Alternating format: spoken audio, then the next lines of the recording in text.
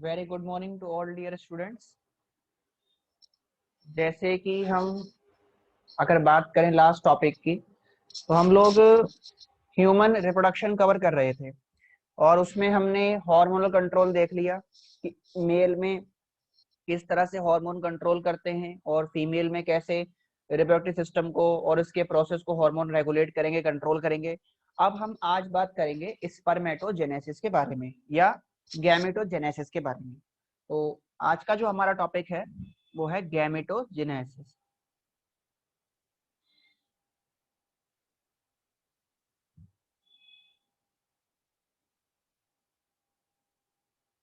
Gametogenesis इसका मतलब है फॉर्मेशन ऑफ गैमेट्स। गैमेट्स की फॉर्मेशन होना ये कहलाता है गैमेटोजेनेसिस। और जैसा कि हम जानते हैं कि जो गैमेटोजेनेसिस है वो मेल फीमेल में अलग अलग तरीके से होगा। तो मेल में जो गैमेटोजेनेसिस है उसको बोलते हैं इन ह्यूमन मेल। क्या बोलेंगे मेल में? In human male it is called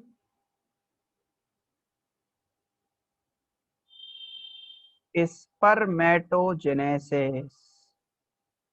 male में बन रहा है गैमेट तो स्पर्मेटोजेनेसिस, स्पर्म बन रहे हैं।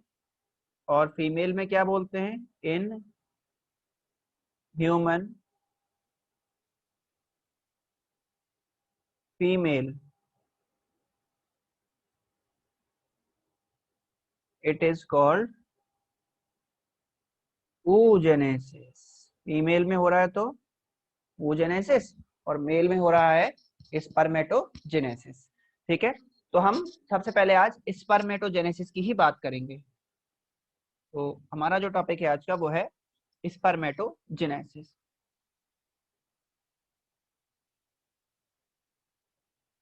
Spermatogenesis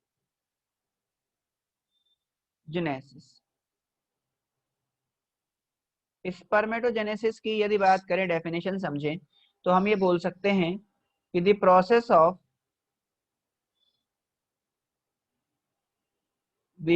of formation of sperm from spermatogonia is called spermatogenesis। यानी कि स्पर्मेटोगोनिया से स्पर्म का बनना ये कहलाता है स्पर्मेटोजेनेसिस। ठीक है जी। तो ये जो प्रोसेस है स्पर्म की फॉर्मेशन होना स्पर्मेटोगोनिया सेल से, इसको बोलते हैं हम स्पर्मेटोजेनेसिस। आपके पास कुछ टर्म आती हैं, जैसे हम सीजनल ब्रीडर की यदि बात करें। सीजनल ब्रीडर ऐसे ऑर्गेनिज्म होते हैं जो एक पर्टिकुलर सीजन आने पर रिप्रोडक्शन करेंगे, तो उनको बोलते हैं हम सीजनल ब्रीडर। तो जो सीजनल ब्रीडर हैं उनमें यदि देखेंगे तो उनके अंदर टेस्टिस स्क्रोटम से डिसेंड कर जाते हैं, डिसेंड करेंगे एक्स्ट्रा एब्डोमिनल कैविटी के अंदर। और कब करते हैं ये? एक रिप्रोडक्टिव सीजन में करेंगे। तो हम ये बोल सकते हैं इन सीजनल ब्रीडर्स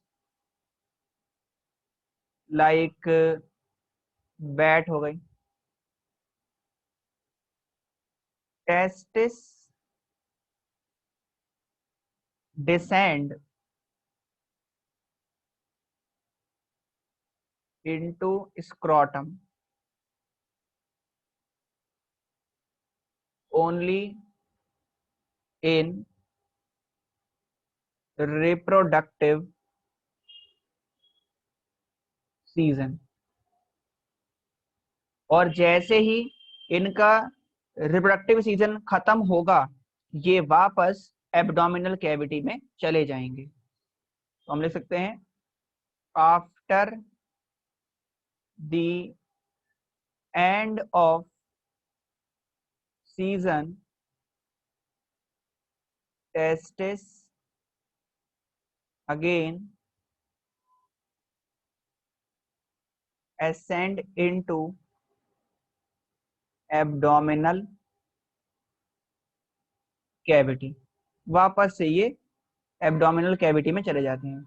एग्जाम्पल के लिए बैट हो सकता है, लामा हो सकता है, बैट है, लामास है,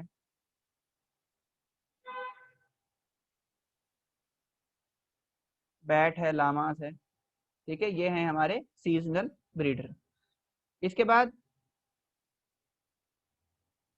नेक्स्ट पॉइंट हम ये समझ सकते हैं कि जो हमारे कंटिन्यूअस ब्रीडर हैं उनमें तो टेस्टिस एक्स्ट्रा एब्डोमिनल ही होते हैं। In continuous breeder testis are extra abdominal. Example के लिए हम देख सकते हैं ह्यूमन हो गया, लॉयन हो गया, ठीक है, इसके अलावा आपका हॉर्स हो गए।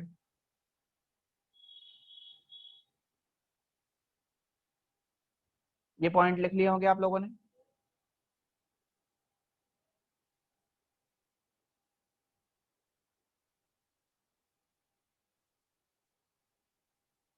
अब देखिए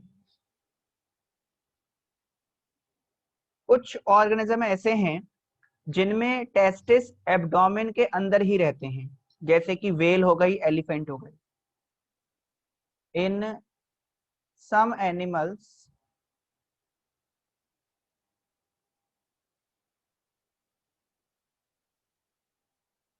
टेस्टिस आर इंट्रा एब्डोमिनल। कुछ में जो टेस्टिस हैं वो इंट्रा एब्डोमिनल हैं। जैसे एग्जाम्पल के लिए आप बता सकते हो, इसमें कौन कौन से आ सकते हैं, इसमें आपका आ सकता है वेल हो गई, एलिफेंट हो गए। वेल और एलिफेंट में टेस्टिस जो है वो एब्डोमेन के अंदर ही रहते हैं, आउटसाइड नहीं देखे जाते।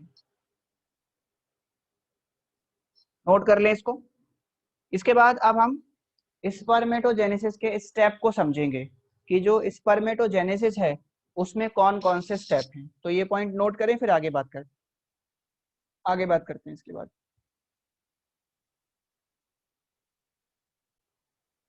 तो अब हम देखेंगे स्पर्मेटोजेनेसिस में, जो हम ह्यूमन में पढ़ने जा रहे हैं, स्पर्म की फॉर्मेशन में हमारे पास मेन कौन कौन से स्टेप आते हैं। तो इसमें हमारे पास दो स्टेप आएंगे मेन। दो स्टेप में जो स्पर्मेटोजेनेसिस है वो कंप्लीट हो जाएगा।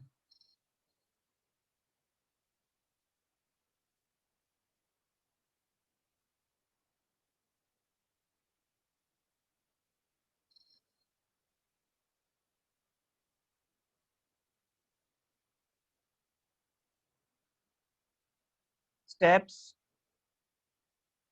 Of formation of sperm. Sperm formation में कौन कौन से स्टेप हैं। तो इसमें स्टेप की यदि बात करें तो सबसे पहला रहेगा नंबर 1, पहला है फॉर्मेशन ऑफ स्पर्मेटिड।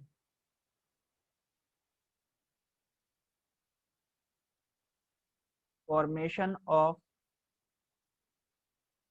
स्पर्मेटिड, पहले स्पर्मेटिड बनेंगे। ये जो स्पर्मेटिड की फॉर्मेशन है ये 3 सब स्टेप में कंप्लीट होती है।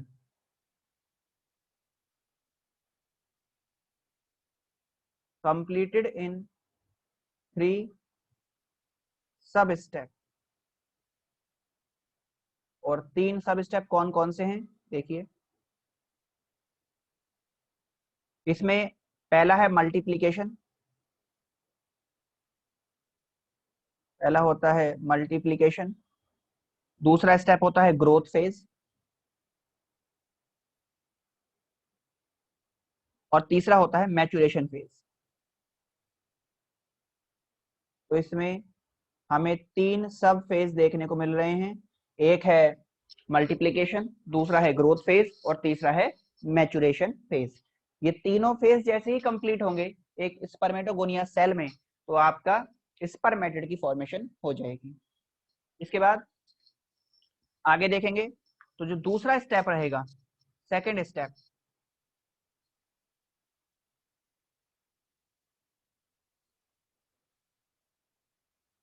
सेकेंड स्टेप है spermiogenesis. Spermiogenesis,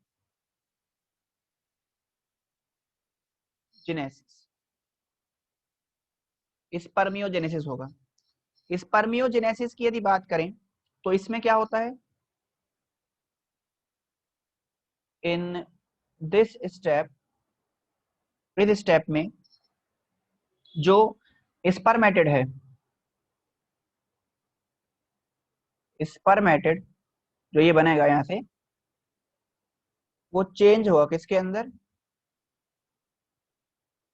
changes into sperm. तो फाइनली स्पर्मेटिड से स्पर्म बन जाएगा, और ये प्रोसेस कहलाएगा आपका स्पर्मियोजेनेसिस।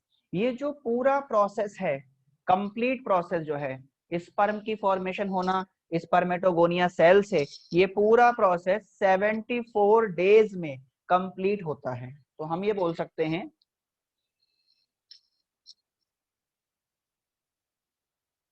दिस कंप्लीट प्रोसेस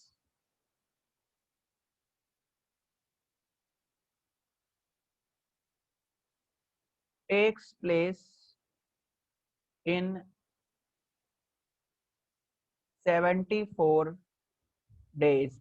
यानी कि स्पर्मेटोजेनेसिस को पूरा होने में 74 डेज लगते हैं। मतलब स्पर्मेटोजेनेसिस लगभग, या हम बोल सकते हैं कि स्पर्म की फॉर्मेशन 74 दिनों में होती है। 74 डेज में स्पर्म फॉर्मेशन होता है, और ये कंटिन्यू चलता रहेगा प्रोसेस। ठीक है, हम ये एक पॉइंट और यहाँ लिख लेते हैं नोट करके।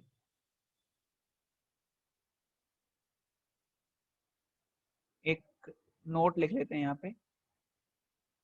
नोट ये कहता है कि टेस्टिस जो है, यदि ह्यूमन की बात करें तो टेस्टिस एब्डोमिनल कैविटी से, या एब्डोमिनल कैविटी से स्क्रोटम के अंदर डिसेंड करता है। और कौन से मंथ में डिसेंड करता है, तो प्रेगनेंसी के 7th मंथ में डिसेंड करता है। तो हम यहाँ लिख सकते हैं टेस्टिस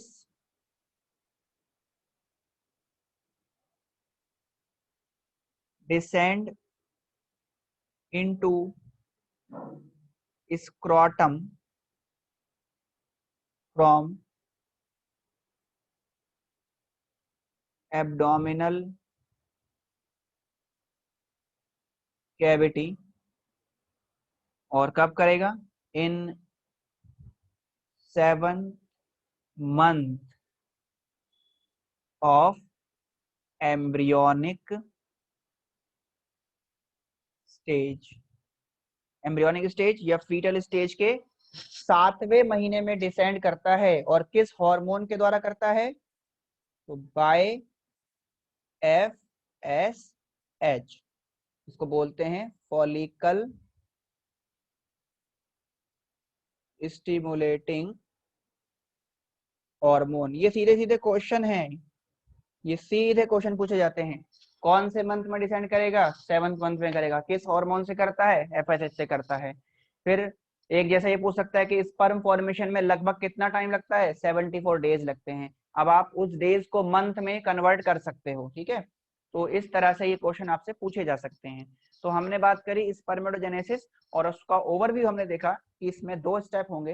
पहला स्टेप होगा स्पर्मेटिड की फॉर्मेशन, दूसरा स्टेप होगा स्पर्मियोजेनेसिस। फिर हमने बताया स्पर्मेटिड की फॉर्मेशन में 3 सब स्टेप होंगे। पहला मल्टीप्लिकेशन होगा, जिसे ग्रो, उसके बाद होता है ग्रोथ, साइज इंक्रीज होगा, और उसके बाद मैचुरेशन होगा। स्पर्मेटिड बन गया। अब जो स्पर्मेटिड है वो चेंज होके स्पर्म बनाएगा और इस प्रोसेस को बोलेंगे स्पर्मियोजेनेसिस। तो इन्हीं चीजों को अब हम एक सीक्वेंस में पढ़ेंगे। तो यहाँ तक आपने नोट कर लिया होगा, कोई डाउट है तो आप लोग पूछ सकते हैं। आगे बात करते हैं हम इसी चीज को। अब हम एक सीक्वेंस में ये सारा प्रोसेस देखेंगे कि किस तरह से स्पर्म की फॉर्मेशन होती है।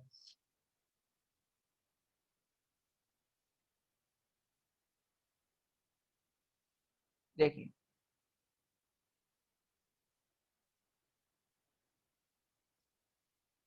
तो जैसे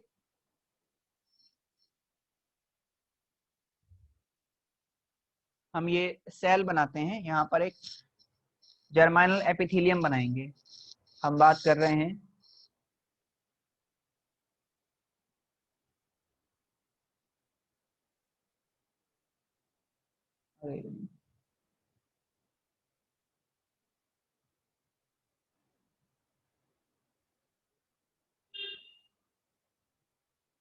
स्पर्मेटोजेनेसिस के बारे में। तो इसमें ये है जर्माइनल एपिथेलियम। टेस्टिस का टीएस हम समझ चुके थे, उसमें हमने देखा था जर्माइनल एपिथेलियम देखा जा रहा है जिसमें दो तरह की सेल हैं। एक तो क्यूब शेप की आपको दिखाई गई थी स्पर्मेटोगोनिया, और दूसरी कॉनिकल शेप की सेल बताई थी जिसका नाम था, इसका नाम क्या था, जिसको बोलते थे हम लोग नर्स सेल या सर्टोली सेल। हम यहाँ पर जर्म सेल की बात करेंगे। ये है आपका जर्माइनल एपिथेलियम, और इसमें जो ये सेल है, डिफरेंट कलर से इसको मार्क कर देते हैं। ये जो सेल है इसको लेके चलते हैं हम, ये है जर्म सेल, या इसको हम क्या बोल सकते हैं, स्पर्मेटोगोनिया बोल सकते हैं। आगे बात करते हैं। देखो, अब इस जर्म सेल में क्या होगा, ये जर्म सेल डिप्लॉइड है, अभी 2n है। इस जर्म सेल में होगा डिवीजन।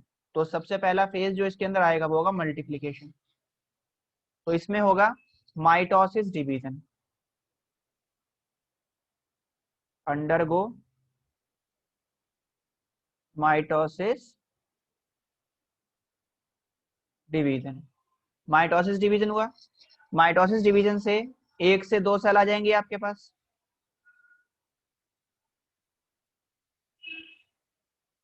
और दोनों में नंबर ऑफ क्रोमोसोम सेम है। कैसा है ये, 2n है अभी, ठीक है। तो ये आ गया। इसके बाद इन सेल में फिर आगे कंटिन्यू डिवीजन होगा।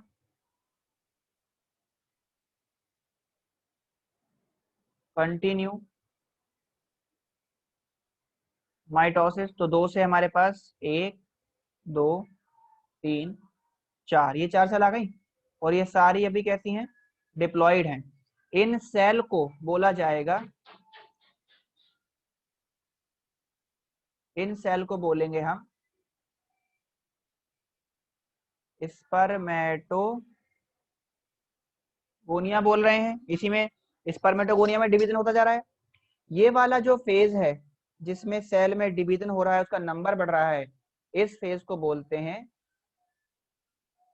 मल्टीप्लीकेशन। ठीक है, तो ये क्या हो रहा है, अभी मल्टीप्लीकेशन हो रहा है। अब यहाँ पर दो तरह की सेल हो जाएंगी, सेल में चेंजेस होंगे, दो तरह की सेल बनेगी। एक ये हो गई, इनको बोल देते हैं type A spermatogonia.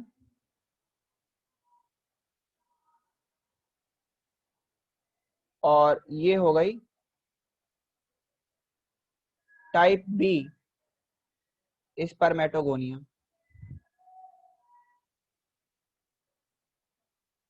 Type A spermatogonia और type B spermatogonia. Type A जो स्पर्मेटोगोनिया है, ये स्टेम सेल की तरह काम करेगी।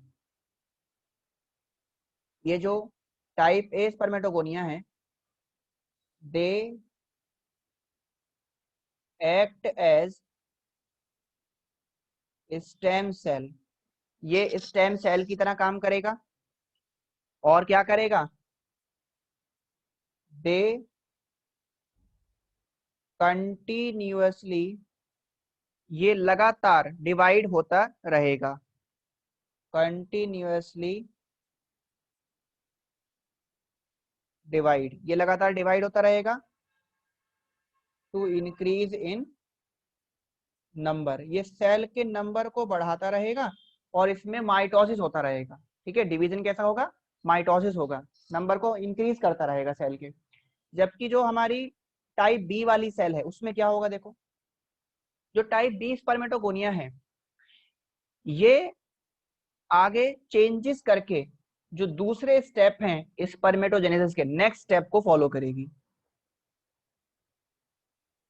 These cells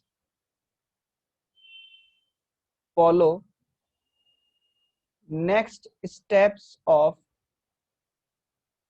spermatogenesis, ये स्पर्मेटोजेनेसिस के बाकी के स्टेप को फॉलो करेगा। यहां तक नोट कर लिया होगा आप सभी ने,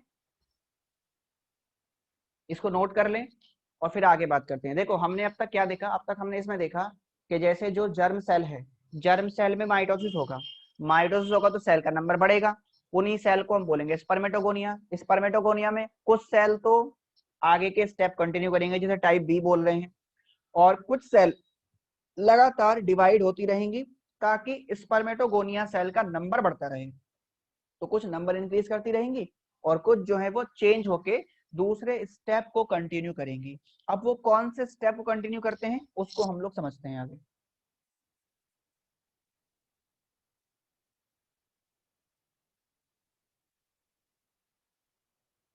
देखिए, तो यहाँ पर हम टाइप बी स्पर्मेटोगोनिया को लेके चलते हैं। एक सेल ले लेते हैं, ये हो गया टाइप बी वाली सेल, और ये पता ही है आपको डिप्लॉइड है अभी क्योंकि मियोसिस तो हुआ नहीं है। अब इस सेल का साइज बढ़ेगा तो क्या होगा, यहाँ पर ये सेल ग्रो करेगा, ग्रो करेगा तो क्या होगा, सेल का साइज बढ़ जाएगा, सेल का साइज इंक्रीज कर गया क्योंकि इसके अंदर सब्सटेंस एक्यूमुलेट कर गए। तो ग्रो से क्या होगा, increase in cell size, cell size बढ़ गया। ये किस वजह से बढ़ा, due to nutrient accumulation, nutrient के एक्यूमुलेशन की वजह से सेल का साइज बढ़ गया। इस फेज को बोलते हैं हम लोग ग्रोथ फेज। अभी देखिए एक एक करके दो फेज आ गए हमारे सामने। हमने पहले पढ़ा था ना, सबसे पहले हमने मल्टीप्लिकेशन पढ़ा, फिर उसके बाद हमने ग्रोथ फेज देख लिया। अभी हम स्पर्मेटिड की फॉर्मेशन को समझ रहे हैं। मैंने बताया था आपको कि उसके तीन फेज हैं, पहला मल्टीप्लिकेशन है, दूसरा ग्रोथ फेज है, तो दोनों फेज क्लियर हो गए। अब ये जो सेल है जिसका साइज इंक्रीज हो गया, इसको अब क्या बोला जाएगा, अब इसको बोला जाएगा कॉल्ड प्राइमरी स्पर्मेटोसाइट। अब इसे बोलेंगे प्राइमरी स्पर्मेटोसाइट। ये कैसा होता है, ये डिप्लॉइड होता है। ये बहुत इंपॉर्टेंट है, आपसे पूछेगा प्राइमरी स्पर्मेटोसाइट की प्लॉइडी क्या है, तो आप बोलेंगे 2n है। प्राइमरी स्पर्मेटोसाइट डिप्लॉइड होता है, किससे बनता है, स्पर्मेटोगोनिया सेल से बनता है। ठीक है जी, डिवीजन नहीं होता इसमें। स्पर्मेटोगोनिया सेल जब प्राइमरी स्पर्मेटोसाइट बनाएगी तो कोई मियोसिस डिवीजन नहीं शो करेगी, बस उसका साइज इंक्रीज कर जाता है और उसी सेल को प्राइमरी स्पर्मेटोसाइट बोलते हैं। अब हम इस प्राइमरी स्पर्मेटोसाइट को लेके चलते हैं।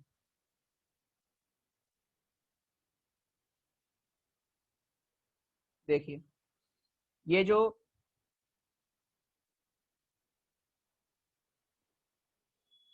प्राइमरी स्पर्मेटोसाइट है जो कि 2n है, अब इसके अंदर होगा रिडक्शन डिवीजन। तो अब क्या होगा, इसमें डिवीजन होगा। तो जब डिवीजन होगा तो ये दो सेल बना देगा डिवीजन से, अंडरगो मियोसिस 1। और जब मियोसिस 1 होता है तो जो सेल पहले 2n थी अब वो कैसी रह जाएगी, अब वो सेल हो जाएगी हैप्लॉइड। तो ये हो गई हैप्लॉइड। इस फेज को हम बोलते हैं मैचुरेशन। ये हुआ मैचुरेशन, ठीक है। और मैचुरेशन में और आगे क्या होगा अभी, ये बन गए आपके, ये जो हैप्लॉइड स्ट्रक्चर बने हैं इनको बोलेंगे secondary spermatocyte.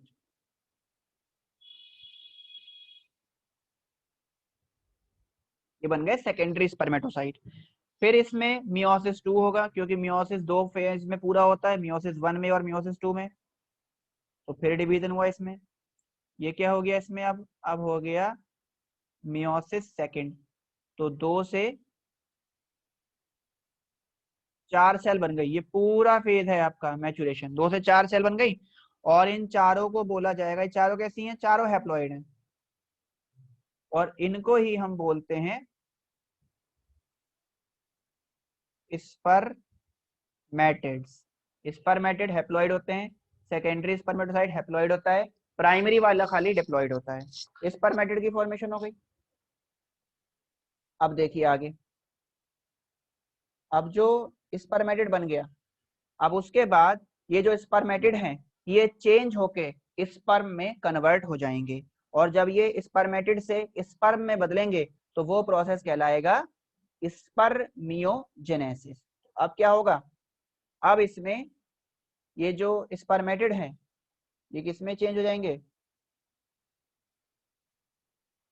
Changes into sperm. ये स्पर्म में बदल जाएंगे तो ये बन जाएंगे इस तरह से, स्पर्म की फॉर्मेशन।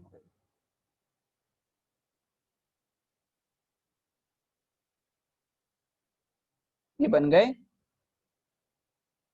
स्पर्म्स। ये प्रोसेस कहलाया स्पर्मियोजेनेसिस। ये जो स्पर्म है अभी ये सारे स्पर्म ग्रुप में रहेंगे, एक साथ जुड़े हुए रहेंगे। और सारे के सारे स्पर्म अटैच रहते हैं नर्स सेल के साथ, सर्टोली सेल के साथ जुड़े हुए रहेंगे। और जब, और इस ग्रुप को, स्पर्म के ग्रुप को बोला जाता है स्पर्मेटोजोआ। जब ये सर्टोली सेल से अलग हो जाएंगे स्पर्म, जब ये सर्टोली सेल से अलग हो जाएंगे तो उस प्रोसेस को जिसमें स्पर्म सर्टोली सेल से अलग होता है उसे कहते हैं स्पर्मिएशन। ये मैं लिखवाऊंगा आपको, उसको कहते हैं स्पर्मिएशन। तो यहां तक हमने समझ लिया, आज स्पर्मेटोजेनेसिस देख लिया, दोनों प्रोसेस समझ लिए। अभी जो नेक्स्ट क्लास में जब हम पढ़ेंगे तो हम स्पर्मियोजेनेसिस को पढ़ेंगे कि स्पर्मियोजेनेसिस किस तरह से होता है। ठीक है, तो यहाँ तक हम कंटिन्यू, इसके आगे हम नेक्स्ट क्लास में कंटिन्यू